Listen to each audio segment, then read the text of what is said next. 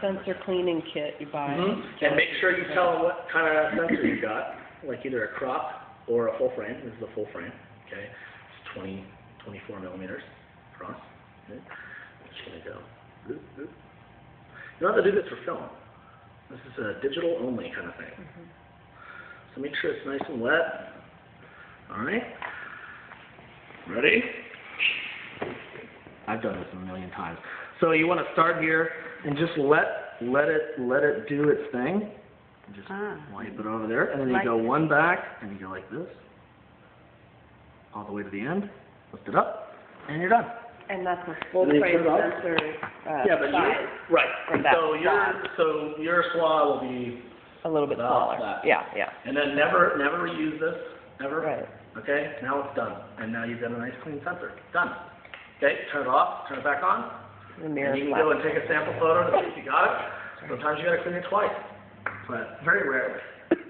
Usually, but before you even resort to cleaning a sensor like that, blow it first. So what you'll do is you'll get a little blower guy. So you turn on the sensor cleaning, you open it up just like you did before. Okay, now it's exposed. See it? And then you unplug it. Okay? So you saw me like sticking my finger in there. That was just a mirror. Who cares? Right. You know what I mean? Like, I'll touch that all day. You know? That's not. Don't ever. Who's doing it? Yeah, exactly. Again, I have really horrible habits. This thing's probably dropped 7 times, like, Can you, dented. can you damage that? It needs to be calibrated, or? Well, you have the autofocus calibration per lens and per serial number. So when you get beyond, that's why I love recommending the 60D, because it has everything that you ever want, ever, in a camera. In fact, it's got that flip out, which I wish I had, you know.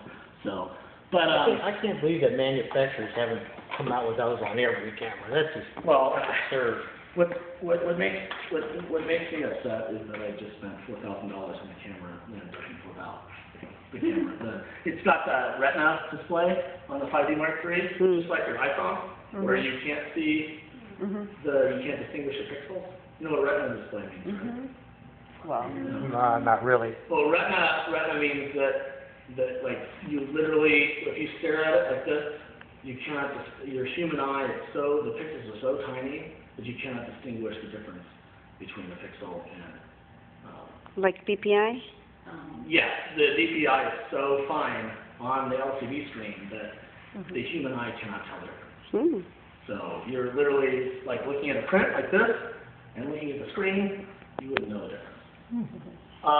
What I have here is these are two 27-inch cinema displays, and I cannot stress the importance of storage space.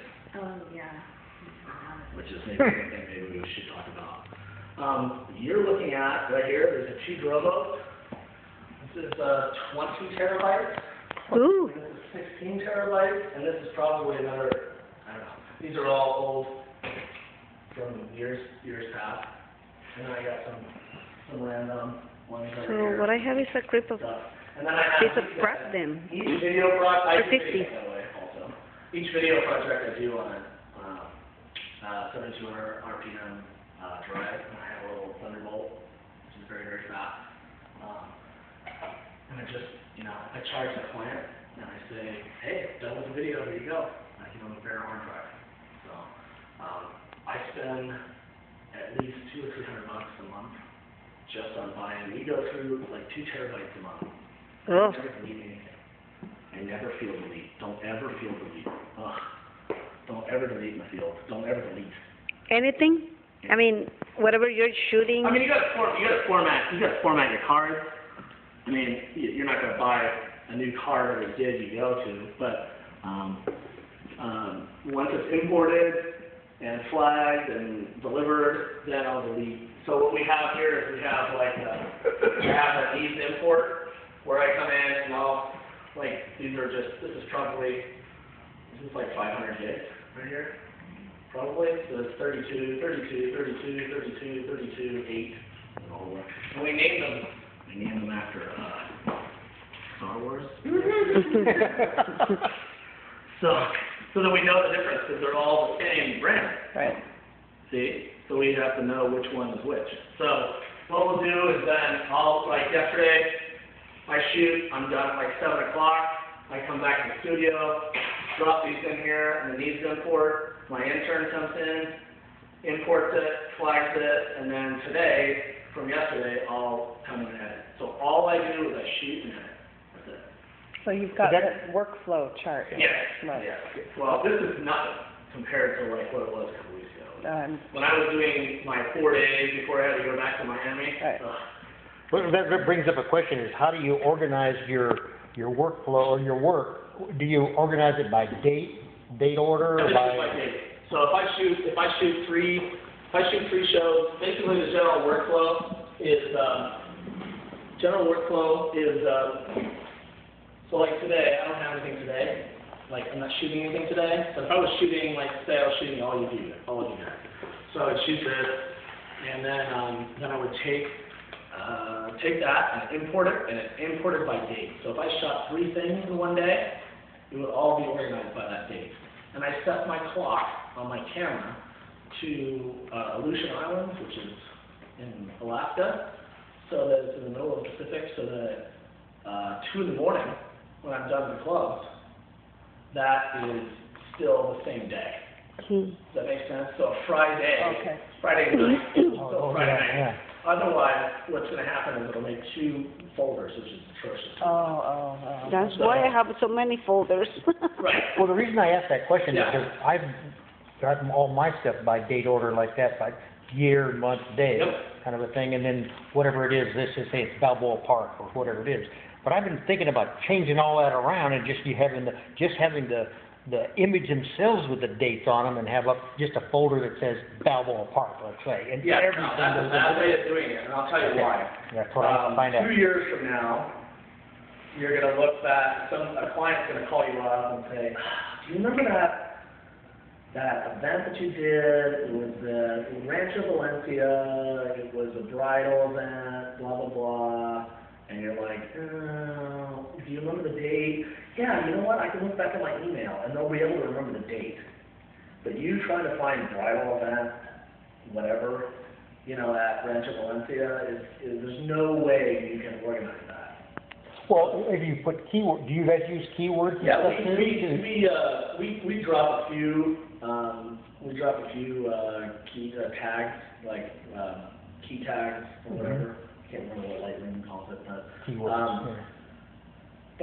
Keywords maybe, whatever. Yeah. So we drop a few if we do, but we don't search it that way. So it literally is like we have to find the date. Once we find the date, then we'll know the. But you don't separate out like weddings and No, if we had a wedding on June 30th, editorial. then it would be June 30th. And if we had something that night, it would be June 30th. It would just be that night. But you could use both, really. You could do both. You could. I would just suggest knowing what day it was, because I've tried it. I've tried that. I've organizing by client and date by client, under whatever, and it just doesn't work because you're working for 3 clients in one day maybe. You know what I mean? I'll have City Beach, Pacific, and Riviera all in one day, but at least I know the day, and I'll color code it.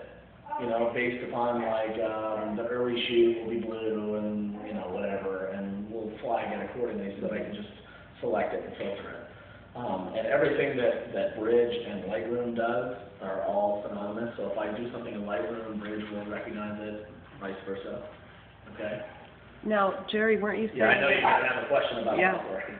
No, yeah, because if you put a keyword on in Bridge and you take it into Lightroom, it carries the keyword over. However, if you put a keyword on in Lightroom and try to open it up in Bridge, they fixed that in 4.4. they haven't. Well, I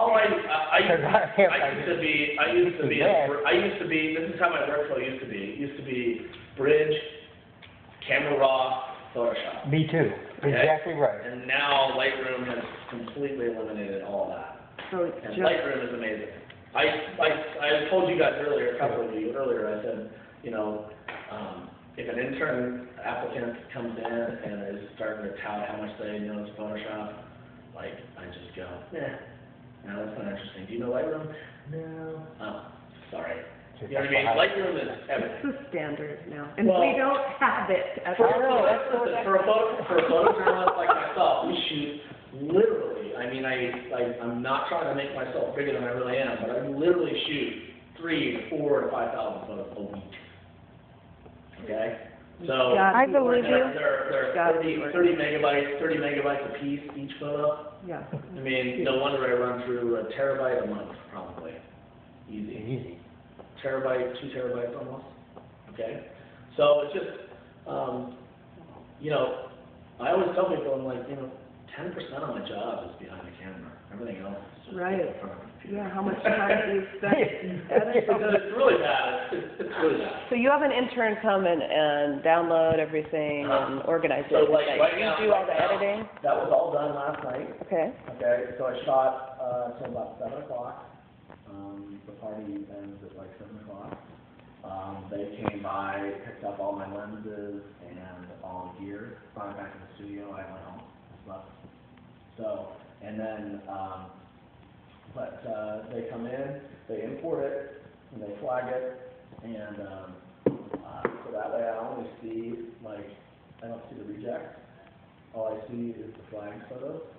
So, and then I come in and I develop them. So the flagged are ones you're trusting them to do the Yeah, pick? it takes a while to find good people to flag. Right, because you're Yeah, relinquishing well, control of. And if you look at some of my stuff, my biggest problem is finding an intern that doesn't overflag. Oh, doesn't Yeah. like say, oh, this is good. To this is critic, good, this is good, to critic. this is good, this is Like, good. seriously, I mean, if you looked at every photo I took in Siobhan was awesome. Oh, Well, I'm saying, I'll I pay probably- you I later. mean, I probably took 50 to 100 maybe. Really? In the 20, 30 minutes I was there, you know, and I was shooting with natural light. When I shoot with natural light, I take multiple exposures, and I reframe and refocus lock very, very frequently. Because when you're shooting at high aperture and you're shooting natural light, focus is like the only thing you can never fix in post. Okay. Okay? Focus. Yep. Oh my God, I can fix everything. I can fix photos you never would think are recoverable. But if I the can focus recover. But isn't if the there, focus is you're gone, screwed. It's Yeah. soft. Exactly. And a lot of times, like, the joke is like, soft, soft, soft, soft, soft, soft. Ooh. And that's the big joke as you're going through your select, you know, as you're going through loop view and you're like, we used to just do it like this. Oh, With a contact sheet. yeah. You guys do that now. Well, like, I don't know if you still do it, but, you know, you look through your negatives and you have a magnifying little loop and you look at it and you see how if it was in focus or not. And it's just like It's a different world. But my intern, what I was saying is my interns will come in, some of the guys will come in and they'll see a DJ going, and there'll be like 6 photos. But I want this one or that one. You know what I mean? I don't want this one, but it still looks good. It's good, it's in focus, it's framed right, you know, everything about that photo is great. But if I get flagged, if that's flagged, I'm like, I don't need this. You know what I mean? Because I want this shot. But I can't anticipate what the DJ's gonna do, if he's fist pumping or something. You know what I mean? Same thing with live music. Like I always tell people, if you really want to get into things, get a really fast lens, like a 50-1.8. I think both Nikon and Canon have a 50-1.8 that's really cheap, it's like $100. Yeah. Okay? Yeah. Go and get that, go to Casbah. They don't have any photo policy at the Casbah. So you can go there and don't ever use a flash at the Casbah. That'll get you kicked out really quick. Don't ever use a flash with live music. Dead night. Now, you can use the beam and turn off the flash. So the AF beam, the red AF beam, okay, you can use that, but turning off the actual flash. You know, if you do that, then you'll get some really crisp and clean images. That's my big secret. It's like, how do you get those live music photos just sharp? Like, how do you do that? I'm like, Come on, Wade. Trade secret. Yeah, no, but what I do is I turn off the actual flash, Yeah. and I leave the AF beam to help with focusing. Otherwise, you're going to be the camera's going to be hunting all night. Okay? So get yourself a nice speed light, turn off the flash, find your custom function, whatever it may be. Turn off the actual flash fire and keep the AF beam on, AF beam on. And then go to the CAD shot and just, shoot. It's amazing the kind of imagery you can get from some hipster band guy, how emotional they can be, And then if you pick up that bug, if you like looking at all your photos and just be like, oh, I love reliving that night, and reliving that performance, And if you see that, then you'll kind of understand that you're a photojournalist. You know what I mean? If you really love like capturing that particular moment in time. Yeah. So. How did you happen to get into this facility? We were looking forever for a place that we could kind of make our own, and this is actually the very, very shortest ceiling that I was able to. This is 12 feet, and actually I don't like the fact this was a drop ceiling here, like the tile ceiling over here. Right. So that's why these Sprinklers are are so low. But actually, it's not out of code. As you can see, not to get into details or whatever, but these are kind of meaningless. You know what I mean? These guys are popping down now that there's no drop ceiling. So I need to get them removed, but it's just like $500 for a plumber. I just don't care. Right. They're not getting in the Well, if way. they're not in the way, well, who cares? Yeah, sometimes they get in the way. When I do a wide shot, they kind of get in the way, but nothing Photoshop can't fix. Right. Or my phone stamp can't do. Yeah. So, I had a real estate agent that helped find us a space. So, and this was perfect because it was really cheap, but we probably put $20,000 into the floor and the tile here. This custom tile. Was the skylight in there? Yeah, those are already there. And the Derby dolls, the San Diego Derby dolls, actually practice right next door. Just 20,000 square feet. Oh my It's amazing the paint track. Just like that. Can you hear that? Whip It, the movie Whip It. I know, that's a good amazing. movie. That's It's so really cool. funny. And so they have like bouts. And then That'd be good photo. actually I'll show you guys on the way out. We have a design studio that they rent from me. I use this little conference room over here as a